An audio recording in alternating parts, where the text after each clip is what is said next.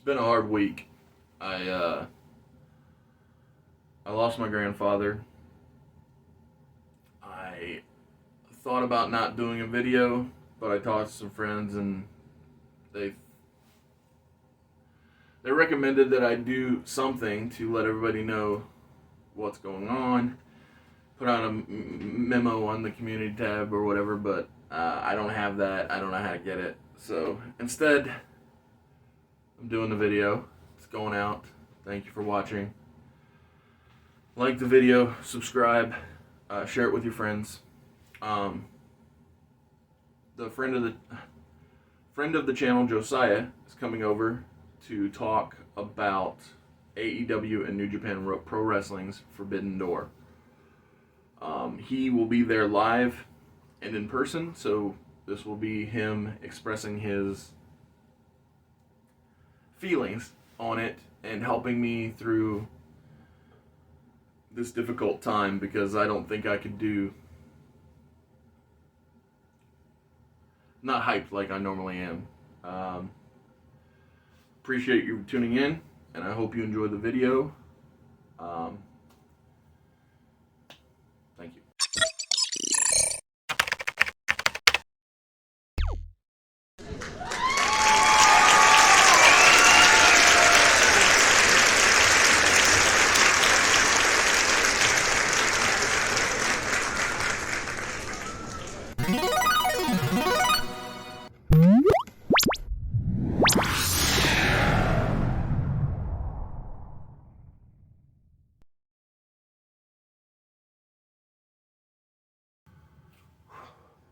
So, like I said in the open, Josiah's here, and next Sunday he is going to be in Chicago.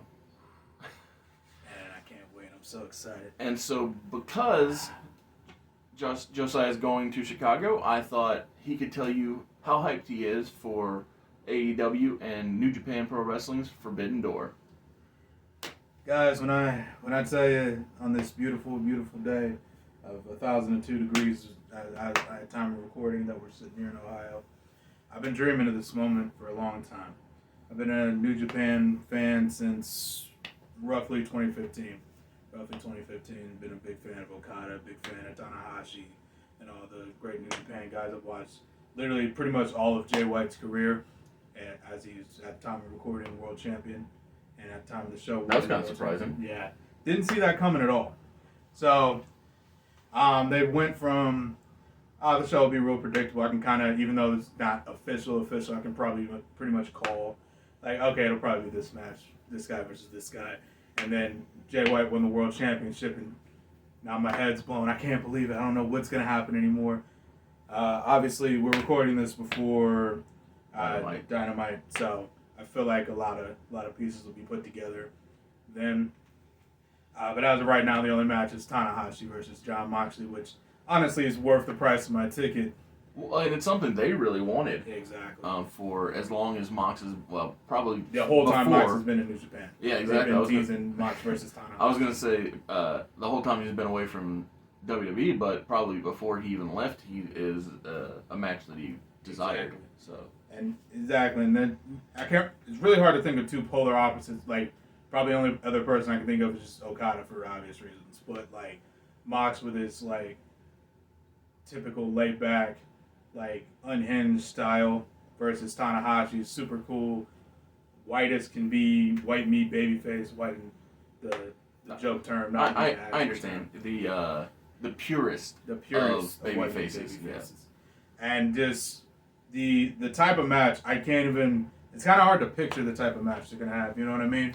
It's so clearly they do different things from one another. So it all just depends on who will be the leader when the bell rings. Who's going to do the dance? You think Tanahashi, the elder statesman, will kind of lead the charge a little bit? You would think that Mox... I think you're probably right, especially with given how much John respects him and...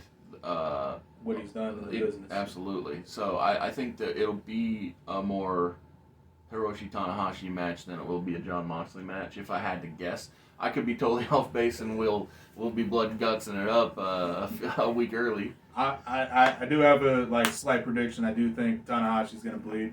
Now I don't know if it's gonna be a Wheeler Yuta gusher. Mm-hmm. I highly doubt that. I think Japanese fans aren't ready for that emotionally just yet. They're not. This isn't an Isushi Onita match. Well, I don't know how true it is, but I heard speculation, or read speculation, it's the internet. Nobody's actually talking to me. No, God forbid. But I saw a report that it had at least been floated the idea of the two companies trading titles. So Hangman taking the IWGP World Heavyweight Championship and Hiroshi Tanahashi taking the AEW Interim World title. Just as a big shakeup, an unexpected. I'll tell you what, that'd be the ballsiest thing I've ever heard of in my life. I guess I can't say it's unheard of because technically WWE kind of did that when you remember when I think it was Rock won the WCW World title and Austin won the. The difference though is that Vince actually owned everything, so he didn't lose anything. Whereas in this case, it shows a big vote of confidence on both companies' parts to say. Tony Khan and AEW say, I trust you, New Japan, and New Japan say, I trust you, AEW. So I think that if that was to come to pass, it would be a moment in time that cements this is a relationship that will be hard to be broken. Exactly. And I read, actually, no, this one I actually did here. Okay, that's cool. Yeah, this one I actually did here. But Tony literally said, we want to make Forbidden Door like a yearly thing. That is the hope. So, this is not Forbidden Door. This is just me throwing an idea out there, right? Yeah. So, what was the catalyst for All Elite Wrestling? Winning a wrestling company that isn't WWE. Well, I mean the specific event, All In, was the catalyst that started. Okay, that's what you meant by the ball rolling on All Elite Wrestling being a thing. Yeah. Well, Tony owns the name and the original production of All In. Officially, yes. And I think that it would be fun if in 2023 and going forward that twice a year, not just New Japan, not just AEW, but Ring of Honor and in my ideal world, Impact, AAA, and CMLL all get together twice a year. CMLL and AAA work together. I know. That might really be the end of the world. So I understand that it's far-fetched, but I think if it's twice a year, once in the spring and once in the fall, that way that you can still do winter and summer shows. Still have your but in the spring and in the fall, you have Forbidden Door and All In. And All In will retire All Out, in my mind, because it's All In started it, so All In will be the thing that takes over the spot for All Out. And at All In the fall, that's when you would have, so like I said, twice a year you would do. So that's when you do your true super shows, your true you do dream matches, and you do 2 a year. Yeah. That way you don't oversaturate it, and you don't go, you don't just blow it all in the opening act. Exactly. You don't shoot your shot too early. Right. If you know what I mean. So again, it's not a rumor, it's not anything. It's just an idea that I had where I thought, well, that could be, and it also is a nice callback to the thing that started it all. Yeah, exactly. So that's a fair point, and it makes a lot of sense. Obviously, it's far-fetched because AAA and CMLL fucking hate each other. Sorry. Yeah, it's fine. Every time you're here. Yeah. Hey, it happens to this once. Yeah, it's fine. I'm not big enough for it to matter. But regardless, they hate each other. But actually, I can't even remember why they hate each other. I used to know. To me, it almost feels like it's the Mexican WCW and WWF. It's just reason. you. It's just we are the two, so we have to be in competition. Yeah. Which is so strange because there are 5 Japanese promotions: All Japan, Stardom, New Japan, Noah. DDT, Noah, probably something else. But there's 5 that easily come to mind, and I don't know of them having some clearly defined, we must put you out of business type of relationship. I mean, they did in the 80s, but that was like sure. past. Yeah, exactly. I mean, I agree that in the past it did have that vibe, but I feel like that they've grown past it, whereas it's and again, maybe it's the perception, but it feels like Mexico is still in that Mexican standoff. Man. Yeah, it's a strange thing to see, and even like the Mexican wrestlers in AEW pointed out. Andrade said something about it. I believe the Lucha Bros recently said something about it too. Yeah. We can't wrestle any of these New Japan wrestlers because they have a partnership with CMLL and we work for AAA. Yep. Yeah, we thought it was stupid too, but we just wanted to put it out there. Yeah. And Conan's like, nah, that's not what it is. Stop it. Well, and hopefully Conan can be the guy that brings everybody together. I know. You clearly don't know Conan, huh? No, what I mean is, I know in the '90s he's what got Mexican guys in ECW and then later WCW. Yeah. So, and if it's not him, then anybody. I hope that maybe Tony Khan's the guy, but I hope somebody can get it to where that everybody understands that it's us versus the Empire. Yeah. Well, you would think, right? Like just money would do that, right? Mm-hmm. Like you know how much money they would make just having a.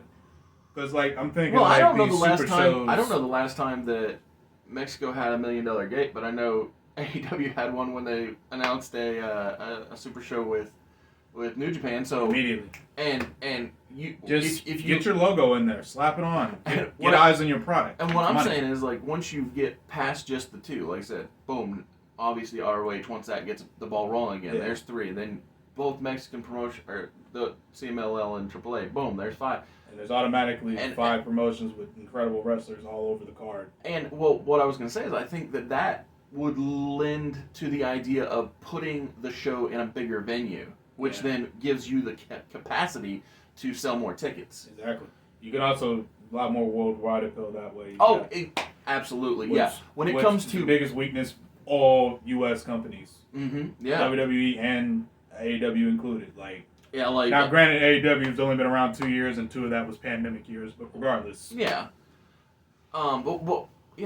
hard to know other than Mysterio who's the top draw for Mexico. Yeah, because I know El Hijo de Vikingo is very, very popular in Mexico, but I don't know if he draws other places. Yeah, I don't know, but I mean, I think it's worth trying. Yeah. If nothing else, put eyes on him. Yeah. Make people see him. I know Kenny's dying to wrestle. I was about to say you wanted to put him over until he couldn't. Yeah, I was about to say. Once Kenny's physically back, make that his first match. Make it in an AEW ring, and then let Vikingo beat him. Yeah. You know, that would be like all the AEW fans, but this guy is like is legit. Is legit. He's a big deal. Yeah. I think he's still champion at the time of recording. I hadn't heard of anybody beating him. So dude did. The first time I saw him was like he did like this running. So you know how they got the ramp leading towards the ring. Mm-hmm. He was doing a full sprint, jumped off the middle rope from the outside of the ring, jumped in, and did a gorgeous 450 splash. And I'll show you the video off camera. Absolutely, yeah. But it was the first time I ever saw him do anything, and I was like, oh wow, that was incredible. So that made me a fan of him automatically. That's just that's just one thing he's done out of the probably thousands of insane moves he has. Yeah. So that's just one wrestler and one company. Absolutely. So let's get back to Forbidden Door. Right. Who, even though not much is announced, who are you most looking forward to seeing? Because you've not seen either promotion live yet, correct? Nope, never once. So this is, I know it's a broad question, but of all the talent that is possible to see, who is it you're most looking forward to enjoying live? I think the person I'm most looking forward to enjoying live, I've always been a John Moxley fan. So. Well, and he's from here. Well, not here. He's from Ohio. That's part of the reason I'm like, this is my guy. This is my hometown boy. Yeah. Even though he's not from this area of Ohio. But it's the same basic principle as how when I first saw Brian Pillman when I was a youngin, I thought, I know where Cincinnati is. Yeah. I know how to get there. I've been there. This guy gives me hope. Exactly. And I always have that feeling with Ohio folks. I was about to say, you always get that, especially since it's very rarely that we make it big. Like we have, actually now we have more people than ever. But we got Callahan, Bliss, Mox, That's just 3 off the top of my head. So Chris Hero, Johnny Gargano, another great one. Like I said, Pillman always comes to mind, but another great one. Yeah. OI4K, /1. I think they were big in Impact. Yeah, no, absolutely. Where were they in Impact? Ohio versus everything. That's Yep. But yeah, we don't have a ton of wrestlers that we're like, yeah, those guys are ours, but the ones that do, that make it big, we gotta support them. Absolutely. So that's one of my big ones. Another one that... Well, it's also good that he's in the main event. That's gotta feel nice. Yeah, it's gonna be great. Another one that I was really excited to see, because I've always wanted to see him live, but I never thought I'd get the opportunity just because of where he wrestles, was Will Ospreay. Oh, I'm shocked that he'll be on AEW for the 3rd consecutive Week show. in a row, which is incredible. Yeah, that's great. And I think, he's wrestling Dax, if I remember right? Yes. So that'll be amazing. Dax has been on a roll this year. I just realized. Yeah, it's been the year of FTR. Big time, man. So yeah, but he's losing, but who cares? 1,000%. Yeah. I'm honestly surprised they let Ospreay lose his first match there with Aussie Open, but right, because Aussie Open's always been a really talented tag team that I'm amazed have never wrestled in the States. But right. Beside the point, we're getting Absolutely. sidetracked. That's cool. Ospreay. Cool. So like I said, I literally titled the video "Hype." Yeah. So there's no off topic. Awesome.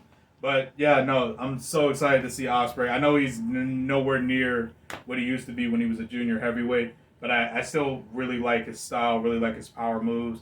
I think he has this aura about him that I can't really explain. Ospreay, but especially in the past couple years, he's really started carrying himself as a star. Absolutely. He's truly a draw now. I always go back to the strong performance he put on with Ricochet. Yes. And I think that their feud is what got Ricochet signed and then subsequently neutered. Yeah. It was definitely. Is neutered the boy one? Neutered. I didn't know which one was the boy version. You got it in one. Cool. You got it in one. But yeah, their feud is really, I think, what put both of them on a map. Absolutely. For sure. Because it's probably the most controversial match in New Japan. Well, controversial for good reasons, as opposed to... But stunning. Yeah. Freaking stunning. Yeah, just the picture of athleticism, it truly divided old school and new school right down the middle, and loved every second of it. It was a beautiful match. They did... it was a lesser-known match, but I don't know if you ever watched WCPW. Mm-hmm. And it was the one where they did the exact same sequence they did to start off that other match, but the rope broke. Yep. So they proceeded to just wrestle an entire match, exact same way they would have, but just with no top rope, and it was incredible. So it's actually on YouTube. Go look it up. Absolutely. Well, and I always think that I know when that happens, that proves that the person in the ring is a wrestler's wrestler, because it happened to the Rockers and the Hart Foundation back in 90. Probably 1 or 2. Yeah, that sounds right. Something like that. And still a great match. Unfortunately, the Rockers weren't able to... rope broke, so no tag. You didn't win the titles, but they did. That's so ridiculous. Yeah. Honestly, that makes it more impressive, I would think. I think so, too. Especially in the 90s, that doesn't happen, so... Yeah, I think that they should have let it count. Yeah. But I make the same argument for Ted DiBiase. He bought the world title. He bought the world title. He should be world champion. Yeah. I mean, the only thing he didn't do was have Andre lay down in a match. Which, to be fair, Andre A wouldn't have done, and B, I agree. He wouldn't have, but it'd be better to be paid off to lay down, because it's believable that you pay somebody to do it than to slap me or you in the face and just poke somebody, which somebody did do. You mean that's the greatest moment in wrestling history, man? So infamous. Infamous is correct for his brilliance. Obviously. Glad. Peak WCW. I can't wait for you to talk about that in the future. I'm never booking that. Never. Never, ever. But yeah, absolutely Ospreay is going to be definitely a highlight of my night, I think. Do you think it'll be because I assume it'll be all of United Empire versus... Team AEW, for lack of a better term. Yeah, I think that's a good way of putting it. But now I'm not sure, because United Empire won back the tag titles from they did, didn't they? From Bullet Club. So I don't know what Ospreay's doing, but the important thing is you'll get to see him. Yes, I will get to look at Will Ospreay if nothing else. And do great work. He will probably hit one Oz cutter and that's all I want. I just want them to hit an odds cutter Yeah. with me live, so I can go, yeah. So if we are able to get tickets that go on sale this week for AEW in Columbus, a guy I would love to see work, especially here, is Brian Pillman Jr. I don't think he'll be at Forbidden Door, but I do think there's a good chance that There's a good chance he'll be at the dark taping after, though. that's true. I was going to say that I thought he might be a part of Dynamite in Columbus here, especially since when they were in Cincinnati, hometown style. he got a lot of good work. He got to work with Mox, and got to work with MJF, I think, too. The other time he came. You're right. And what I was going to say is, friend of the channel Jeff Hicks was at that event, and I saw him live in the crowd because with Mox coming through the crowd, I was like, "Hey, there's my friend." Hey, I see. Hey, and there's his beautiful art on Everlasting Survivors. So shout out to Jeff. And if you're a fan of Jeff Hicks and want a copy, there's a link in the description for Volume 1 of Everlasting Survivors all day long. Thanks for coming over, brother. Yeah, sure, I couldn't have gotten this video out on my own this week, so I very much appreciate Hey, you. man, I'm happy to help. You know, I'm always happy to talk wrestling, especially when I'm going to the show live. So, if you don't mind, after you get back, you should come on back on and tell everybody how it was. Definitely. Sweet. I felt that was always the plan, so It hadn't been teased, so. but yeah, I'll definitely tell you what the live experience is like. I'm really curious because obviously I've never been to an AEW show, much less a New Japan show. Yeah. So I don't know if this will be different from a typical style. I'm gonna give you some cash money before you go because I have a collection of programs for all the events I've been to. And even though I'm not going to that particular one, I'm gonna give you some cash money in case you can, in case they have them for either or both promotions. Fingers crossed, both. Yeah. Because I have a nice Yeah, collection of I'll definitely get stuff, and so yeah. Again, like I said, thanks for coming. Sure. Thank you for watching. We will be back later in the future.